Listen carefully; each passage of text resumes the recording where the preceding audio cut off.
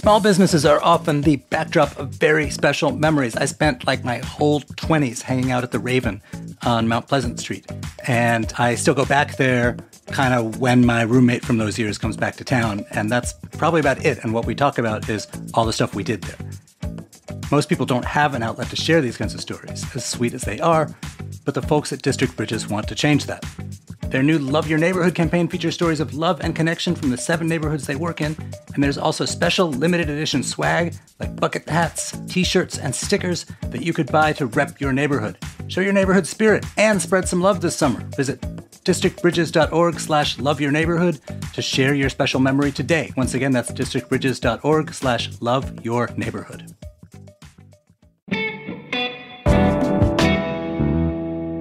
Today on CityCast DC.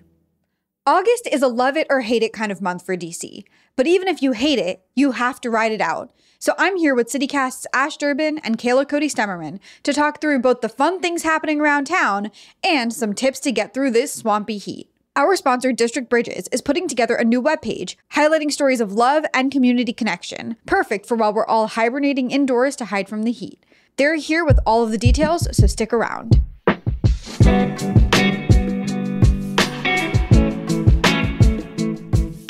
Today is Thursday, August 1st. I'm executive producer Priyanka Tilve, and here's what DC is talking about.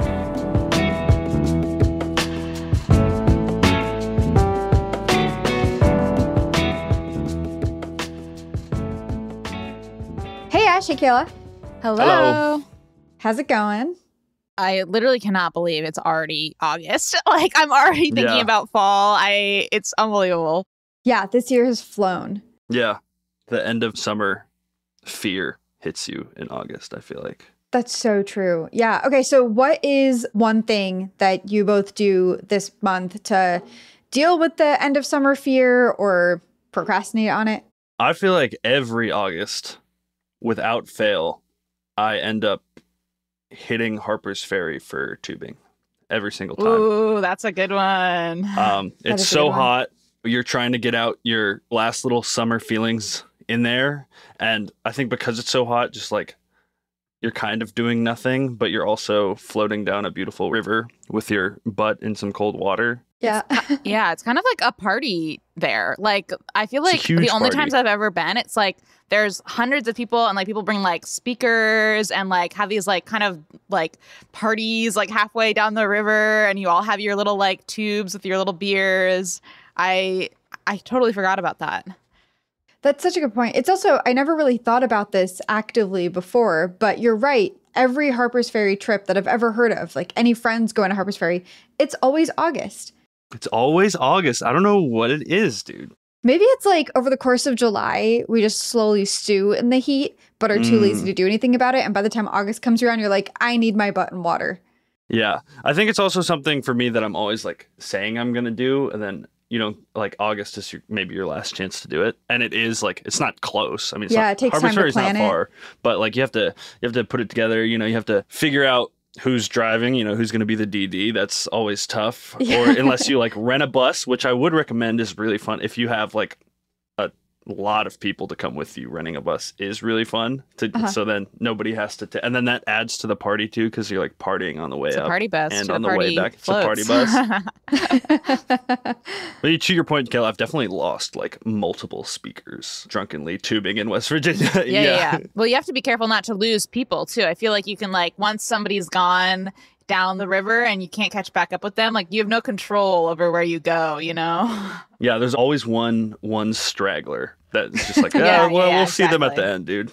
Yeah. Or will you? Or will we? Kayla, what about you? What's the one thing you do this month? Yeah, mine's similar. Mine's also sort of getting outside. I'm like a pretty big like hiker and outdoor enthusiast. The end of August is kind of like one of the best times to get out in the DC area. And actually on August 4th, like all the national parks are going to be free. So it's like a great time to like to go. You can go to Great Falls, that'll be free. You have Assateague, that's a little farther, that's free. You have Shenandoah, Harper's Ferry. So all these parks that are normally like, you know, like a little bit of money to get into are going to be free. So there's no excuses. Wait, you said that's Yeah. all of August? No. It's just on the 4th. So yeah, it'll probably be crowded. So I would definitely recommend like going early, picking one that maybe is not so popular. I think Prince William Forest is like a really nice national park that's close by. It's like 30 miles away. That is like rarely, honestly, visited. I think it's kind of underrated. But of course, Great Falls and Shenandoah are always bangers. So get out there. Assateague is so sick too. Assateague is crazy. It's so cool. Yeah, I know people hate the horses. I still think they're cool. What? Who hates the horses, dude? I know What? people are like, oh, they're like rats. They like eat all your camping food and like they're annoying. They're Some wild people horses. are just haters. Some people are just haters though. I think they're pretty. It's so crazy. They're wild horses. Like it's one of those things where you like forget that there's like wild dogs and cats, and I feel like I also forget that there's like Are there wild dogs and cats? yeah, of course, like yeah. Yeah, I get your point. Okay, well, your one things to do in this month are a lot of fun. Mine is a little bit more, I don't know, square, I guess. This was inspired by talking to my friends with kids. School starts again on August 26th. And so like over the course of August, you got to get your back to school stuff. Like I just feel like people forget. And then it's the weekend before school starts and it's a mad rush and Target and Walmart are like fully out of pens and notebooks and those. Oh yeah. I love a good Target school run. Oh my God. I lived for that as a kid. Yeah, and all the like good backpacks are taken if you wait until that weekend. So go early, go over the course of August. And actually, I was looking at the DC school website. It's actually backtoschool.dc.gov. And they have a whole bunch of back to school events and giveaways. Like they have backpack giveaways. They've got some events with like music and face painting, and they're going to be giving out haircuts to kids. And then, of course, yeah, school supplies, hygiene items, food, games. So, yeah, check all that stuff out and don't wait until that last weekend of August to go get all of your school supplies because you don't want your kid being a dud. Yeah, don't let your kid get clowned because you waited too long, dude. Let them get the cool supplies. Yeah.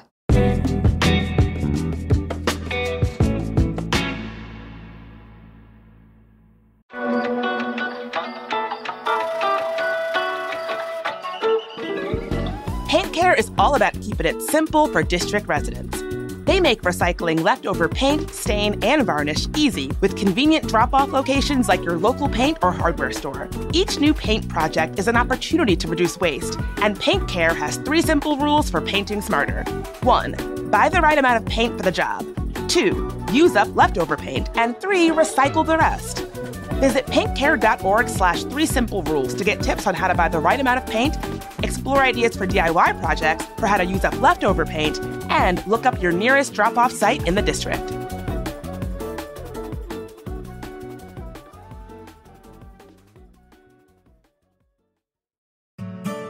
Let's be real, lawsuits are not fun, but with Paulson & Nace, at least they're a little easier. Paulson & Nace is a DC law firm in every sense of the word. It was founded here in 1979. Partner Chris Nace is a local who cares deeply about the DC community, even serving on the board of the local branch of the Living Classrooms Foundation in his free time. Nace and his associates Samantha Peters and Maya Perry handle medical malpractice, wrongful death, and other complex injury cases. And they don't just settle every case. They'll go to court. They'll fight for you.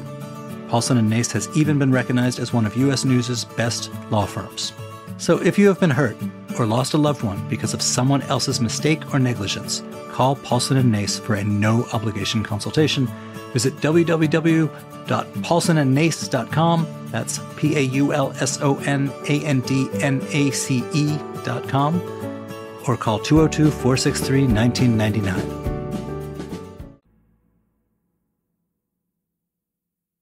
What about like one event that you absolutely have to go to this month? I felt like there wasn't too much going on this month. Like I really looked around, and I guess maybe people are out of town and stuff. But one thing that did at the end of the month, so you have time to get your stuff together, is starting on the 28th, DC Jazz Fest, which I have never been to. It's like a bunch of different locations: Franklin Park, the Wharf, the Kennedy Center. It's like ticketed for like different things. So like you have to get tickets for some things. Some things you don't have to get tickets for, I believe. Are the tickets like for to reserve a spot, or is it like paid? it's like some of them are actual like concerts. So it's like tickets I saw for as low as like $25. And I like jazz fests mostly because it's kind of fun because like unless you're like a jazz head person, which I feel like most people aren't, it's kind of just like you just go and like hang out and vibe out. And I mean, the musicians are good and it's cool. Like I looked through the list and like tried to find anyone I had even heard of, and I like couldn't really. But there's like Jacob Collier if you're into that. I kind of that sounds familiar. Sure, annoying, but I mean, I kind of like that energy of a music festival where it's like I'm not fighting my way to the front to like see my favorite artist. I'm just like going to have a drink, and then when the music does start to hit, then you're like, oh, like here we go. Yeah, you know what I mean? yeah. So Yeah. especially outside, that'd be so fun. But it's also like I love the Jazz Fest concept because it's not the kind of thing where you feel like you have to know the artist. Like they're all going to be good, and yeah, it's just for the scene and for the atmosphere, and like it's also the kind of music that you can have light conversation alongside too. So it makes Totally. for a good like friend hang. It makes for a good date.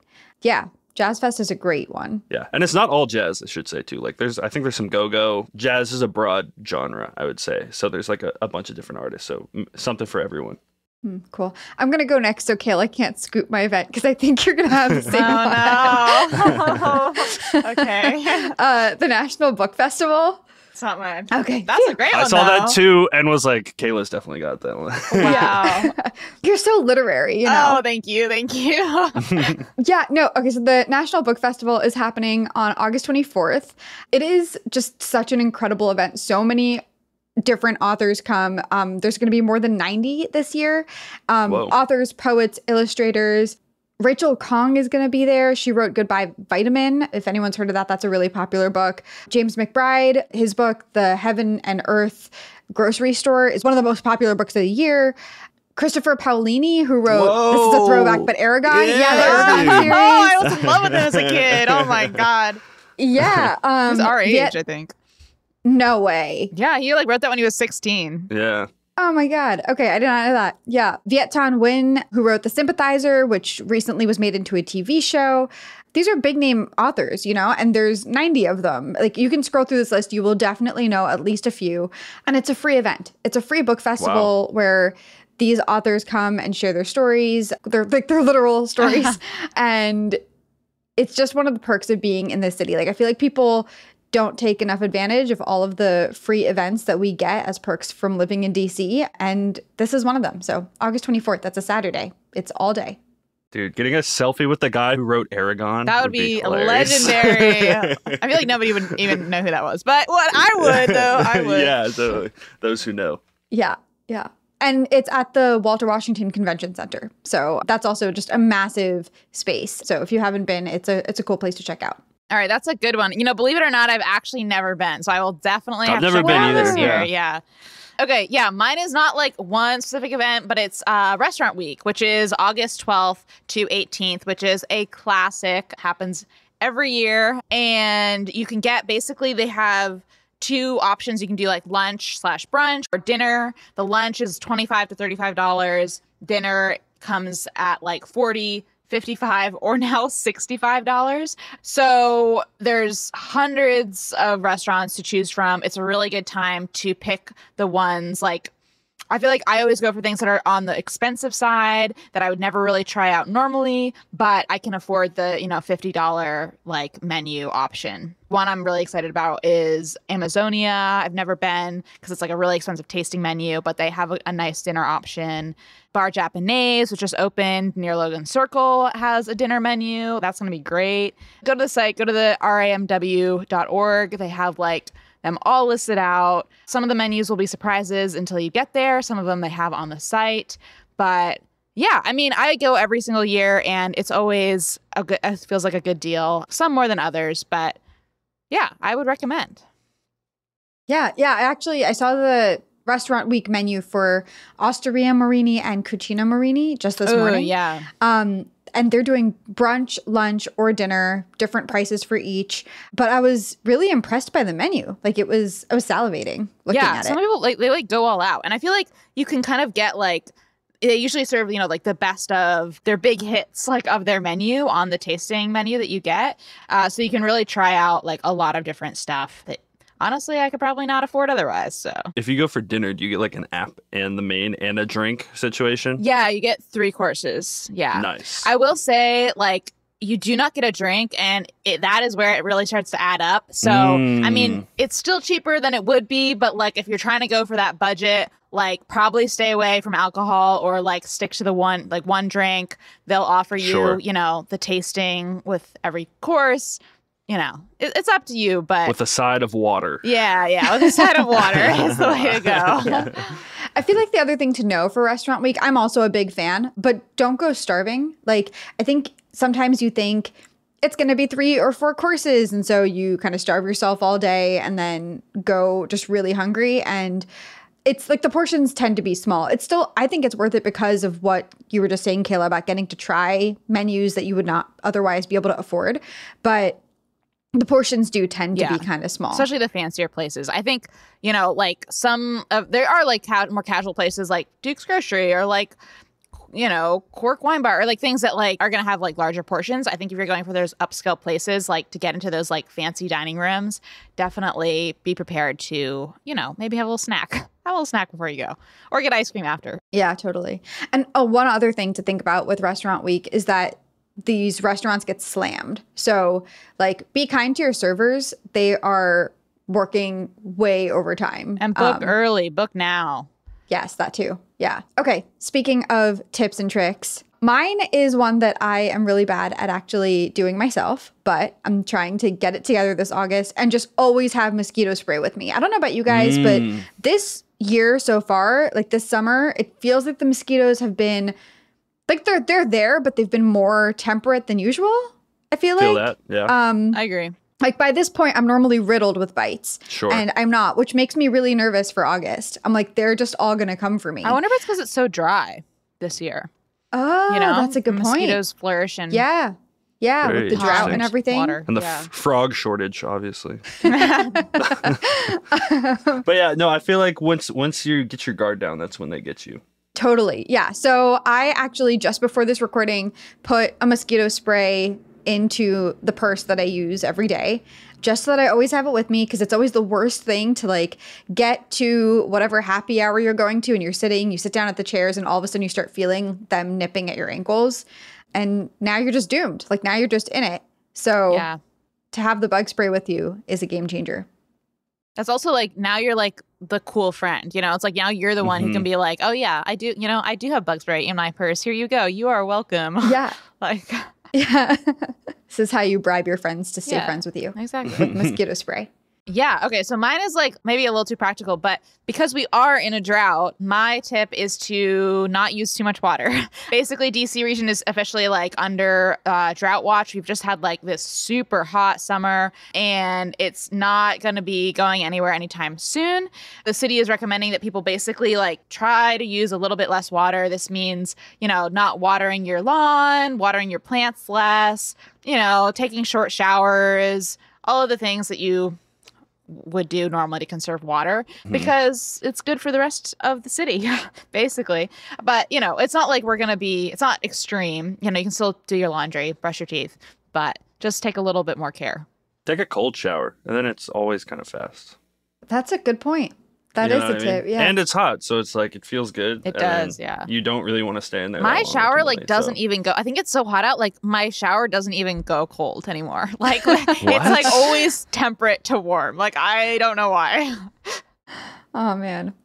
My tip is less practical, maybe. I don't know. As we've kind of discussed earlier, the end of summer, fighting that end of summer FOMO.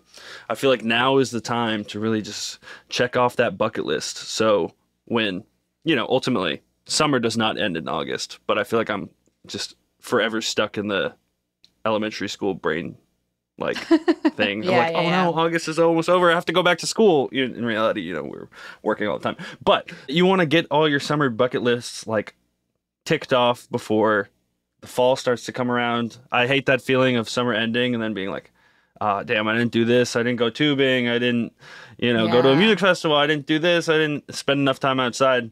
So I think my tip for August is like, go outside a lot, shaded walks, because it's going to be hot, but still walk. I find it, go at like twilight, go at evening time, go for a walk, go for a long walk.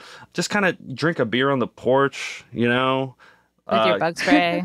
With your bug spray. Ash's tip is like the existential warning about the passage chill of out, time. guys. Just like enjoy life and chill out. I feel like literally every August I'll be like at a park or like somewhere nice outside, and I'll just like lie down and look up at the trees and just imagine that in a couple months all these trees are gonna be just like dead and greenless, and then that scares me so much. And then I spend the rest of August like going really hard, you know, like listening to country music, eating hot dogs, all that stuff. Oh, you know yeah. what I mean? Yeah. Hit your hot dog quota. Hit your hot dog quota. Come on. I'm well behind. I got some work to do. I love that. Yeah, be intentional. Like, I feel like people also forget about the public pools. Like, people at the start of, like, when they open up around Memorial Day, everyone's like, okay, yeah, this is the summer. I'm going to go to the public pool. But I know very few people who actually go with regularity. So, yeah, they're open until Labor Day, right? I think. So, yeah, that means August is kind of your last chance. Go to the public pool. Yeah. Crazy. Well, Ash, Kayla, thank you so much for all of these lovely tips. Really, really useful for people. Yeah. Later. And listener, don't go anywhere. In just a second, I'm sitting down with Anna Claire Walker. She's District Bridge's Director of Storytelling and Marketing, and we're talking about their new program called Love Your Neighborhood. It's the kind of warmth you want to feel this summer. And there's cool swag involved. Stay tuned.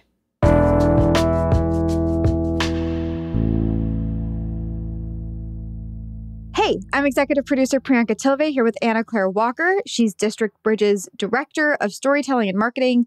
Anna Claire, so good to have you here. Thanks so much for having me on the show. Yeah.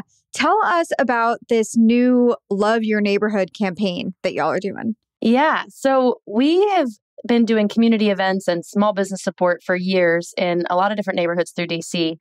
And just this past few months, we've heard some amazing stories about people who have either met at one of our community events, met their best friend at a small business that we support. And we've heard all these amazing anecdotes, but we didn't really have a way to share them with folks besides just sharing them on social media. There wasn't really a spot in our website that was able to kind of house and record these stories. So we kind of just had this idea of making a new page on our website where people could share stories of connection, love. It could be romantic love, platonic love, as a way to celebrate the community events and the amazing small businesses that make our neighborhoods feel so special to us. And it's been really amazing so far. We've had some really incredible submissions of people's love stories with their neighborhoods and with their people in their lives. That's really sweet. Do any come to mind? Are there any that you can share with me right now? Absolutely. So a couple of them that kind of started this idea is we just had our Columbia Heights Day Festival a couple weeks ago in the middle of June. And our own executive director, Brianne, she met her husband because they were volunteering at the event like a decade ago. And as we were sharing that story on Instagram, one of our followers commented and said, "No way, actually, 10 years ago, I was a volunteer for Columbia Heights Day. I was giving out cups for like the beer crawl, and I took a photo at the festival. And if you look in the background, right after that photo was taken, I turned around and met that man, and that is my husband." So she sent us the photo, and it's of her like 10 years ago showing off these Columbia Heights Day cups, and blurry in the background is a Met that she has yet to meet, who then became her husband. And we were like, wait a minute, we got to do something with these stories. They're just going to not, they're not going to be celebrated more widely if we don't find a way to make this into a campaign. Oh my God, I feel like I need to have a photographer follow me around so that they can capture the moment I almost meet my future partner. There could be a stranger in the background of your photo that you're about to meet. That's amazing. That's a really cute story. So was it Brianne's experience that inspired this campaign, or was it something else? It was a combination of Brianne's experience, the comment about that other follower that we have, as well as a community member in one of our neighborhoods in Mount Pleasant who actually shared with us the story of being proposed to outside of one of our small businesses that we support. Her account is District Delicious. She's a really great DC content creator. And her fiance chose to propose outside of Purple Patch, which is a small business that we've been helping for years. We helped them apply for grants and buy their building, and their owner is one of our longstanding supporters. So when we saw that, we were like, we've got to do something with this. It's the perfect combination of uplifting small businesses, uplifting community members, and just spreading feel-good stories that are really needed right now. Truly. I love Purple Patch too. Filipino food up in Mount Pleasant if you haven't had it. That's really awesome. Okay, so if people listening have had an experience they want to share, met someone really cool at a small business or at a community event, how can they get that story to you? Yeah, so you can go to districtbridges.org/loveyourneighborhood, and you can look through and choose which neighborhood your story happened in. And when you click that, there will be an actual form where you can submit your story. You can also just post it on Instagram and tag us at District Bridges, and we would love to reshare that if you tag us. We also have a brand new line of merch celebrating these neighborhoods. We've got really, really cute t-shirts, bucket hats, and sticker packs that have a DC map with hearts on the different neighborhoods and then the name of the neighborhood. So if you want to share your support of your neighborhood, buy some of our exclusive limited edition merch.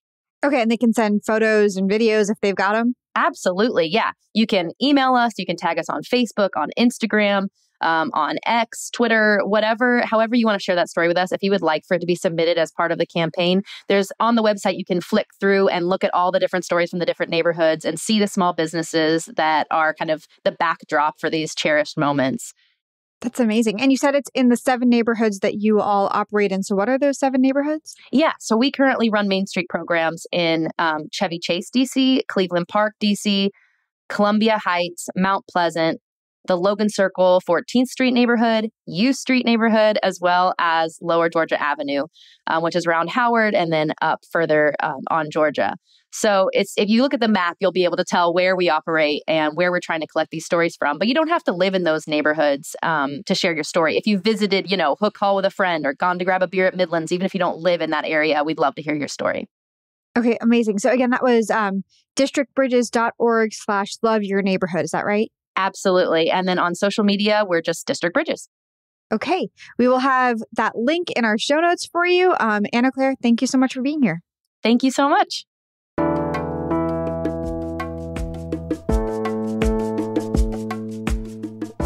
That's all for today here on CityCast DC. If you enjoyed the show, play it on your speaker when you go to Harper's Ferry or at the public pool. We'll be back tomorrow morning with more news from around the city. Bye.